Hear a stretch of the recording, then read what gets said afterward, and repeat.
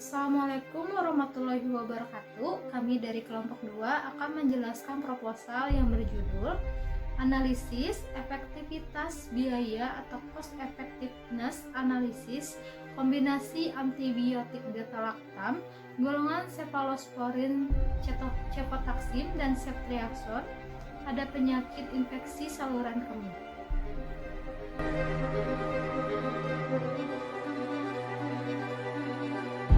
Infeksi saluran kemih atau ISK merupakan suatu penyakit dengan kondisi adanya mikroorganisme dalam urin yang jumlahnya sangat banyak dan dapat menimbulkan infeksi pada saluran kemih manusia. ISK ini dapat dibedakan menjadi ISK bagian atas atau pyelonefritis dan ISK bagian bawah atau cystistis. Penderita ISK akan mengalami gejala sesuai dengan tempat dan keparahan infeksinya. Gejala yang timbul akibat ISK pada bagian atas diantaranya menggigil, demam lebih dari 38 derajat Celcius, nyeri pinggang, sering mual dan muntah. Sedangkan gejala yang timbul akibat ISK bagian bawah diantaranya disuria, sering atau terburu-buru buang air kecil, dan hematuria. Penderita infeksi saluran kemih telah terdiagnosis sekitar 150 juta penduduk di seluruh dunia setiap tahunnya. Angka kejadian ISK di rumah sakit Eropa mencapai 727 kasus setiap tahunnya, sedangkan Amerika sekitar 7-8 juta setiap tahunnya, dan kasus ISK Amerika Serikat telah dilaporkan sekitar 7 juta kasus pyelonefritis akut yang terjadi setiap tahunnya, sehingga mengakibatkan lebih dari 100 juta jiwa yang masuk rumah sakit.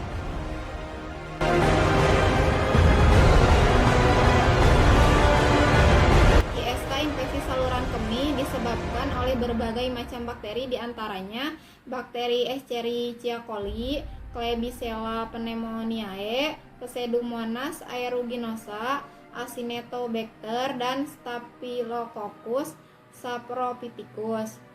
Di Indonesia, ISK umumnya disebabkan oleh bakteri Escherichia coli dan telah dilaporkan sebanyak 50-90% pasien ISK yang menjalani rawat inap di rumah sakit karena bakteri tersebut. Karena itu, terdapat banyak faktor lain yang dapat menyebabkan terjadinya peningkatan angka kejadian ISK. Faktor resiko yang mendasarinya yaitu adalah ISK. Faktor resiko yang tidak diketahui yaitu wanita prenopaus serta adanya perbedaan anatomi saluran kemih pada wanita dan laki-laki. Terapi utama yang digunakan untuk penyakit ISK adalah antibiotik berdasarkan Guideline on Urological Infection tahun 2015. Rekomendasi antibiotik sebagai terapi awal empiris secara umum adalah fluoroquinolone, cephalosporin, aminoglikosida, trimetoprim, dan sulfamethoxazole.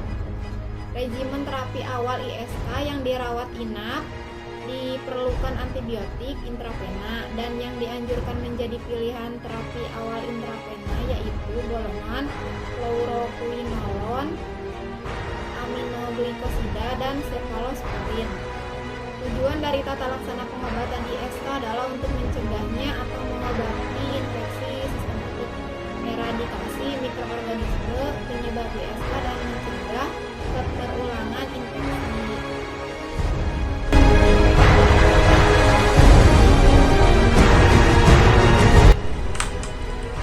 Baik, di sini saya akan menjelaskan tentang tinjauan pustaka dari proposal ini. Yang pertama ada definisi infeksi saluran kemih. Apa sih infeksi saluran kemih itu? Infeksi saluran kemih adalah kondisi ketika organ yang termasuk ke dalam sistem kemih mengalami infeksi. Organ tersebut bisa ginjal, ureter, uretra, atau kandung kemih. Tetapi infeksi saluran kemih umumnya terjadi di uretra atau di kandung kemih. Penyebab dari infeksi saluran kemih itu sendiri merupakan penyebab utama tingginya angka kesakitan atau morbiditas dan angka kematian mortalitas, terutama pada negara-negara berkembang seperti halnya Indonesia menurut jurnal Darmadi pada tahun 2008. Selanjutnya, Untuk penyebab infeksi saluran kemih itu sendiri disebabkan oleh bakteri gram negatif yaitu Escherichia coli yang merupakan penyebab terbanyak baik pada yang simptomatik maupun asimptomatik yaitu 70-90%. Selanjutnya di sini saya akan menjelaskan tentang patofisiologi infeksi saluran kemih. Pada umumnya, mikroorganisme dapat masuk ke dalam saluran kemih melalui 3 jalur, yaitu infeksi asenden, desenden, dan limpatik. Selanjutnya, saya akan menjelaskan tentang diagnosis dari ISK itu sendiri. Bagaimana sih cara untuk mendiagnosis ISK? Yang pertama ada dengan cara anamnesis infeksi saluran kemih, yaitu ISK bawah dan ISK atas. Selanjutnya, ada pemeriksaan fisik dari infeksi saluran kemih. Dan yang terakhir, dengan cara pemeriksaan penunjang dari infeksi saluran kemih. Untuk penata laksanaan terapi, dilakukan dengan cara manajemen pasien dengan ISK antara lain melalui evaluasi awal, pemilihan agen antibiotik, dan durasi terapi, serta evaluasi tindak lanjut. Tujuan pengobatan ISK adalah untuk memberantas penyakit bakteri penyebab infeksi, mencegah atau mengobati konsekuensi sistemik, dan mencegah terulangnya infeksi. Untuk pelaksanaan terapi dari ISK ada 3 cara, yaitu secara terapi farmakologi, terapi non-farmakologi, dan yang terakhir ada terapi antimikroba empiris. Di sini saya akan menjelaskan tentang terapi farmakologi itu sendiri, yaitu dengan cara dapat diberikan antibiotik golongan proquinolone dengan durasi 7-10 hari pada perempuan dan 10-14 hari pada laki-laki. Untuk terapi non-farmakologi yang diusulkan untuk pencegahan ISK seperti asupan jus cranberry dalam volume besar telah dikaitkan dengan penurunan jumlah ISK selama periode 1 tahun pada pasien dengan rekuren ISK dalam uji coba randomis kontrol. Selanjutnya, untuk terapi antimikroba empiris dapat dilakukan untuk ISK uncomplicated. Sedangkan pemilihan antibiotik untuk pengobatan pyelonephrine akut, ISK complicated, atau ISK akibat reinfeksi harus dilakukan berdasarkan hasil tes kultur dengan kerentanan kuman.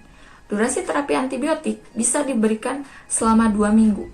Reinfeksi ISK yang terjadi lebih dari 2 minggu setelah infeksi awal harus diperlakukan seperti infeksi baru dan dikelola dengan pertimbangan terapi yang mirip dengan infeksi awal. Selanjutnya, di sini saya akan menjelaskan tentang obat yang pertama, golongan beta-lactam cephalosporin cefotaxime. Cefotaxime termasuk dalam golongan antibiotik cephalosporin yang bekerja dengan cara membunuh bakteri dan menghambat pertumbuhannya. Selain mengobati infeksi bakteri, cefotaxime juga bisa mencegah infeksi pada luka operasi. Namun, perlu diketahui, obat ini tidak dapat digunakan untuk mengobati infeksi karena virus, contohnya flu. Untuk mekanisme dari obat ini sendiri, cefotaxime adalah antibiotik golongan cephalosporin generasi ketiga yang mempunyai khasiat bakterisidal dan bekerja dengan menghambat sintesis mukopeptida pada dinding sel bakteri.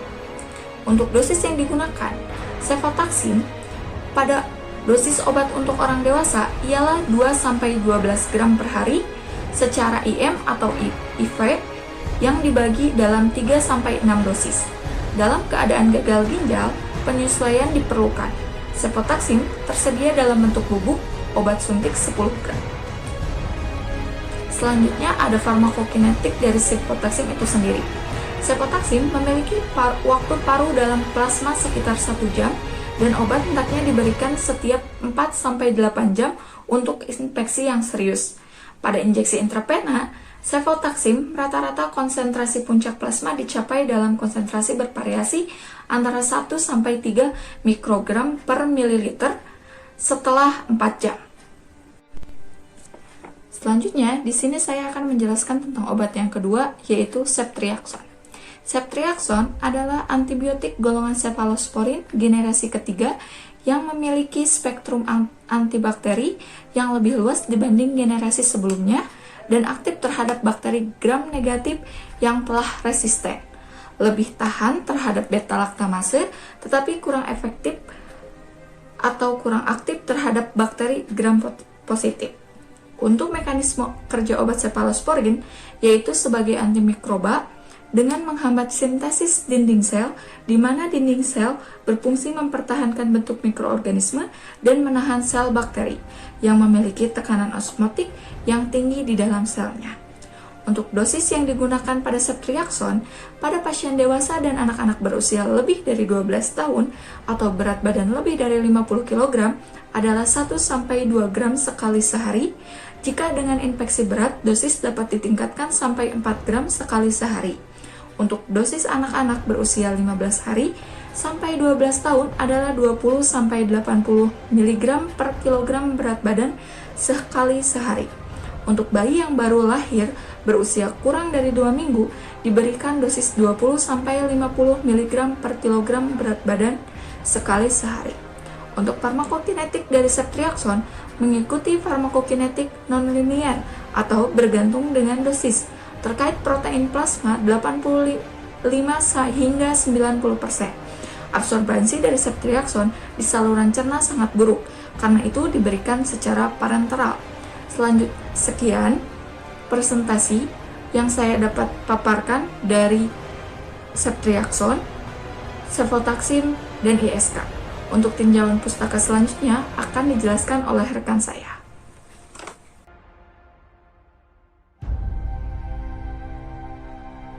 Selanjutnya, parameter outcome yang digunakan yaitu outcome ekonomi. Data jurnal menunjukkan total biaya medik langsung dengan biaya terkecil yaitu Rp2.842.660 dan total biaya medik terbesar yaitu Rp5.335.720. Perbedaan biaya medik langsung dari masing-masing pasien dikarenakan lamanya pasien dirawat inap di rumah sakit. Karena semakin lama pasien dirawat, maka semakin besar juga biaya yang harus dikeluarkan pasien. Total direct medical cost yang dikeluarkan pasien untuk mendapatkan pelayanan kesehatan dengan menggunakan antibiotik ceftriaxone untuk ke-15 pasien yaitu Rp59.345.500. Dengan direct medical cost per pasiennya Rp3.956.366. Lanjut ke perhitungan biaya medik langsung menggunakan ciprofloxacin.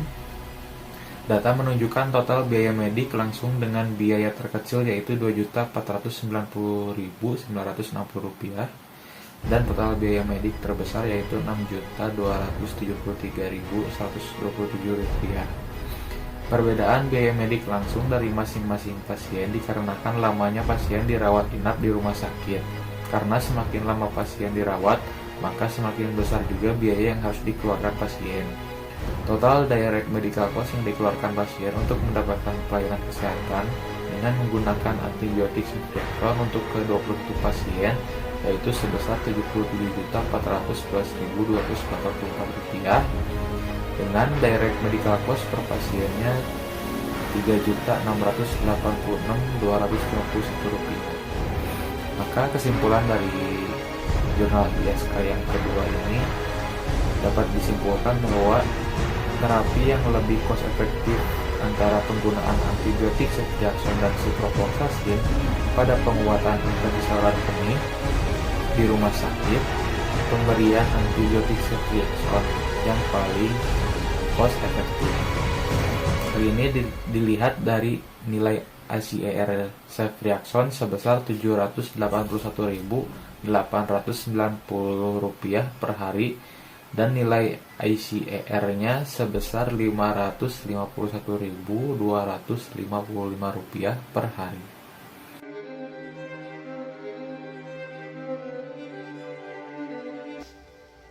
Bab 3. Metodologi penelitian. Yang pertama ada rancangan penelitian. Jenis dan rancangan penelitian yang digunakan ialah penelitian deskriptif dengan pengambilan data secara retrospektif yang membandingkan direct medical cost atau biaya medis langsung dari obat ceftriaxone atau cefotaxime. Yang kedua ada waktu dan tempat penelitian. Penelitian ini dilakukan pada bulan Desember 2022. Selanjutnya ada populasi dan sampel. Yang pertama, populasi dalam penelitian ini yaitu seluruh pasien yang didiagnosa mengalami ISK yang menggunakan antibiotik ceftriaxone dan cefotaxime. Selanjutnya ada sampel. Sampel yang termasuk dalam penelitian ini yaitu data rekam medis pasien infeksi saluran kemih dewasa yang memenuhi kriteria inklusi dan eksklusi. Nah, kriteria eksklusi yaitu pasien ISK yang menjalani rawat inap usia kurang dari 18 tahun. Yang kedua, pasien yang dirawat inap dengan diagnosis ISK yang mendapatkan terapi antibiotik ceftriaxone atau obat cefotaxime. Selanjutnya, pasien ISK dengan status pulang sembuh atau membaik oleh dokter. Selanjutnya, pasien yang memiliki data lengkap seperti nomor, rekam medis, umur, jenis kelamin, nama obat, dosis obat, lama menderita, dan hasil lab. Yang terakhir, pasien dengan asuransi BPJS. Selanjutnya, kriteria inklusi yaitu pasien ISK dengan penyakit penyerta. Selanjutnya ada pasien ISK yang diberikan antibiotika kombinasi.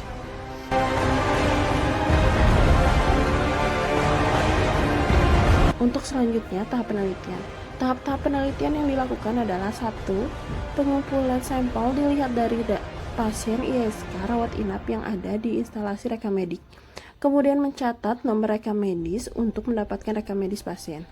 Yang kedua, pencatatan data rekam medis meliputi identitas pasien, diagnosa, obat yang digunakan, dan ruang perawatan. Yang ketiga, data biaya medis langsung dicatat dari rincian biaya rawat inap dan rincian harga obat yang didapat dari bagian pengelolaan pendapatan.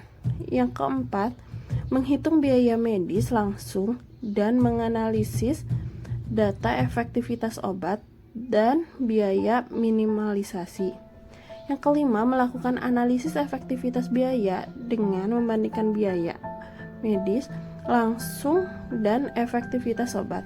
Analisis efektivitas obat dilakukan dengan menggunakan metode ASER. Yang keenam, perhitungan analisis minimalisasi biaya dilakukan dengan cara menghitung total biaya dari masing-masing komponen biaya dengan menggunakan perspektif biaya dari rumah sakit tempat penelitian ini dilaksanakan. Lalu untuk analisa data dianalisis secara deskriptif dan diuraikan dalam bentuk tabel. Setelah data terkumpul, dilakukan perhitungan biaya medik langsung pada tiap pasien. Data ini digunakan untuk ASER dengan rumus ASER sama dengan biaya per efektivitas. Untuk biaya sama dengan rata-rata biaya terapi. Sedangkan untuk efektivitas itu dari rata-rata outcome terapi obat. Hasil dari CEA dapat disimpulkan dengan ASER seperti rumus berikut ini. ASER sama dengan biaya per efektivitas atau sama dengan biaya A dikurangi biaya B per efektivitas A dikurangi efektivitas B. Untuk biaya A adalah dari biaya teknologi baru biaya, sedangkan untuk biaya B sama dengan biaya pembanding. Untuk efektivitas A merupakan efektivitas teknologi baru, dan untuk efektivitas B merupakan efektivitas pembanding. Lalu untuk selanjutnya analisis efektivitas biaya. Data biaya medis langsung dapat digunakan untuk menghitung average cost effectiveness ratio atau ASER. Biaya pada ASER merupakan biaya medis langsung dari tiap obat yang dikumpulkan berdasarkan ruang perawatan. Sedangkan efektivitas terapi adalah pasien dinyatakan sembuh setelah mengkonsumsi obat antibiotik ISK yang diukur dengan proporsi pasien yang mencapai target terapi. Sekian pemaparan dari proposal kami. Terima kasih telah menyaksikan.